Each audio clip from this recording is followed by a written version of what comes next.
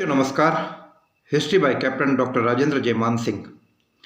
ऐतिहासिक अध्ययन और अनुसंधान की इस कक्षा में मैं captain doctor Rajendra, associate professor department of history, government Dungar college Bikaner, आप सभी का फिर से स्वागत और अभिनंदन करता हूं।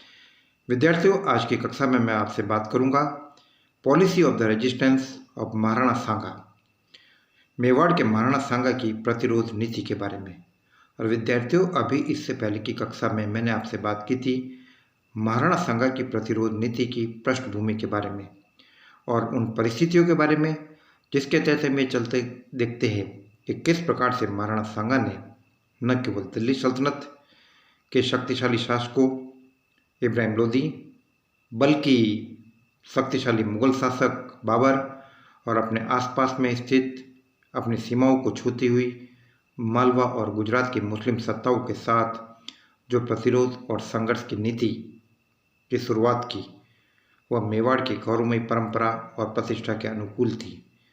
और हम ये भी देखते हैं विद्यार्थियों कि राणा सांगा अपने इस अभियान के अंतर्गत काफ़ी हद तक सफल रहे।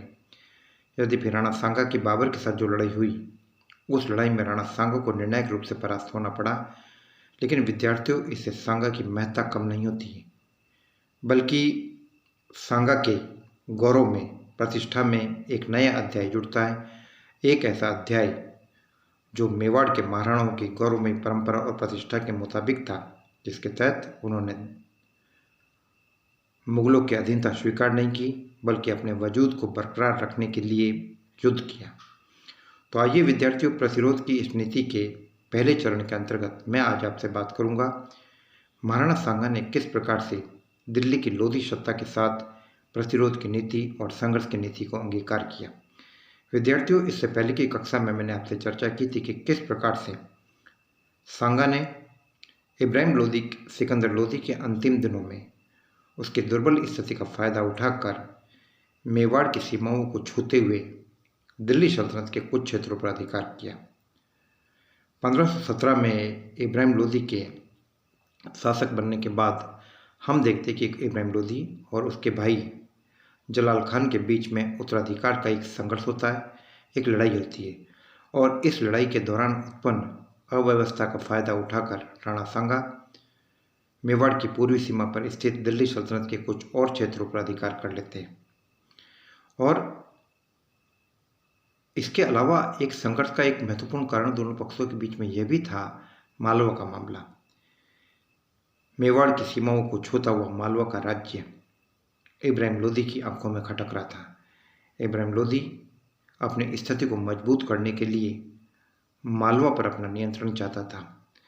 वही दूसरी तरफ राणा सांगा भी मेवाड़ की सामरिक स्थिति को मजबूत रखने के लिए और मेवाड़ की सीमाओं को सुरक्षा प्रदान करने की दृष्टि से वह भी चाहते थे कि मालवा मेवाड़ के अधिकार में रहे। तो दोनों शासकों की विस्तारवादी नीति और महत्वाकांक्षा और साथ ही साथ मालवा का मामला दोनों पक्षों के बीच में संघर्ष का कारण बना। और हम ये देखते हैं कि 1518 में इब्राहिम लोदी एक शक्तिशाली सेना लेकर मेवाड़ पर चढ़ाई कर देता है। यह लड़ाई विद्यार्थियों इतिहास में खातौली की लड़ाई के नाम से जानी जाती है। और इस युद्ध में राणा सांगा के नेतृत्व में मेवाड़ी सेना ने काफ़ी वीरता दिखाई और इब्राहिम लोदी की सेनाओं को निर्णायक रूप से परास्त किया।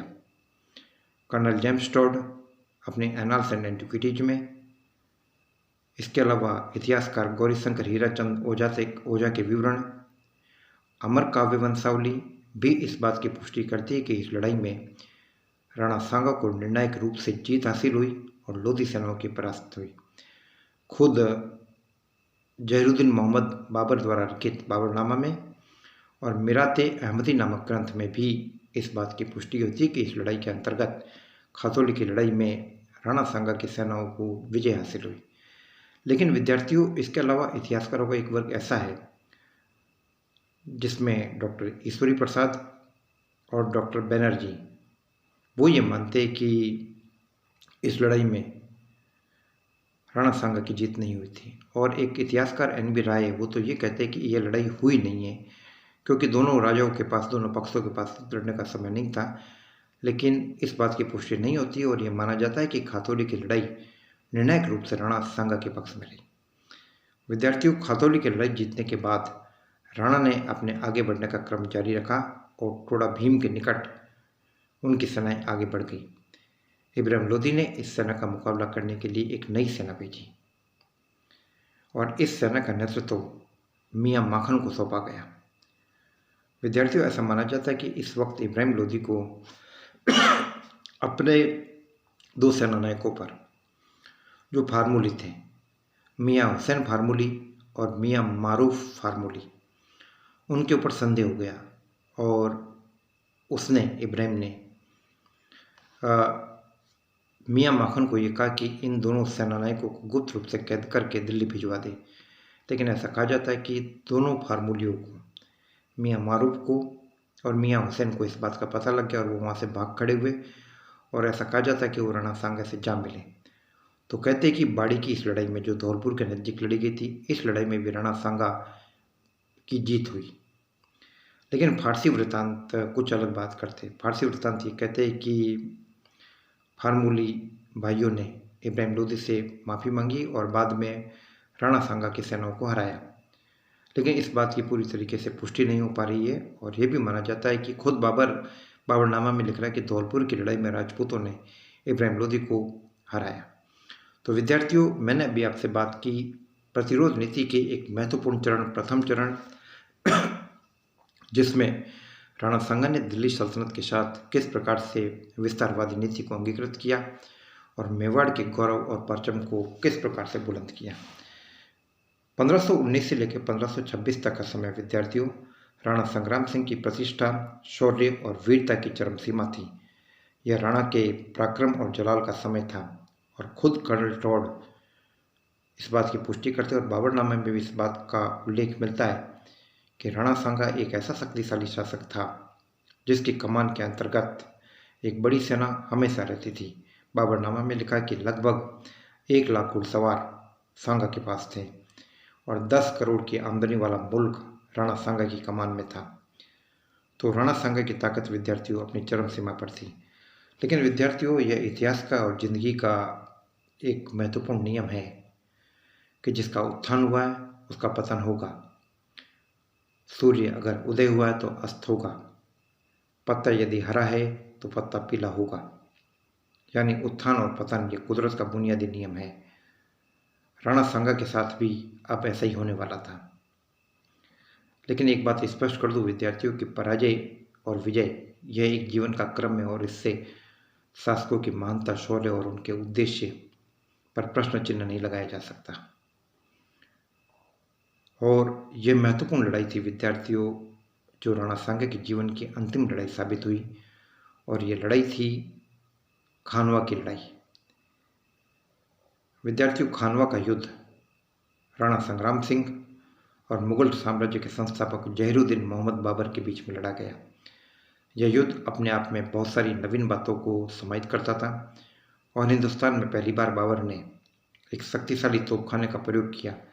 एक ऐसा तोपखाना जिसके महत्व और जिसकी उपयोगिता से और जिसके बारे में जानकारी से राणा सांगा और उसके राजपूत अनजान थे, उनके राजपूत अनजान थे। एक ऐसा युद्ध जिसमें हम ये देखते हैं कि बाबर ने तुलुगुमा युद्ध प्रणाली का प्रयोग किया। एक ऐसा युद्ध जिसके परिणाम स्वरूप हिंदुस्तान में मुगल सत्ता मजबूत हुई। खानवा का युद्ध विद्यार्थियों बाबर के लिए इतना ज़्यादा महत्वपूर्ण था कि जब वो हिंदुस्तान में आया और पानीपत की लड़ाई उसने जीत ली इब्राहिम लोदी को हराने के बाद, तो उसके साथ ही फिर भी कई समस्याएं खड़ी थी।